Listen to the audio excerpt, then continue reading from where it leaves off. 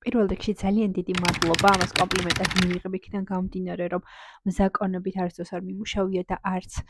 ვაპირებ უახლოეს მომავალში მაინც მუშაობას, თუმცა მსურს რა დავტესტო, რადგან ყოველდღიურად იცვლება და ვითარდება ეს სფერო და ვფიქრობ, რომ ერთ დღეს ეს დადგება ისეთი დრო, როცა ნამდვილად კარგი ხარისხიანი და გამძლე წამწამები, რომლებიც მზაკონებია, იქნება ბაზარზე. თუმცა ამ ეტაპზე ეს არ არის და შესაბამისად არც ვაპირებ ამ ყველაფრის გაკეთებას, თუმცა მადლობა კომპლიმენტისთვის. ალბათ იფიქრა ადამიანმა, რომ ერთნაირად თანაბრად აქვს გაშლილი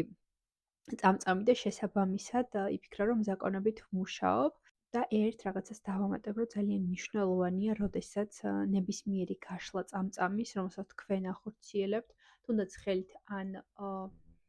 ლენტაზე, აუცილებლად ყველა უნდა იყოს თანაბრად გაშლილი, თანაბრად დაშორებული, რომ გამოგვივიდეს ულამაზესი სიმეტრიული ნამუშევარი, ამიტომ ვინც ამ რჩევას გაითვალისწინებთ, უკმაყოფილო ნამდვილად არ დარჩება.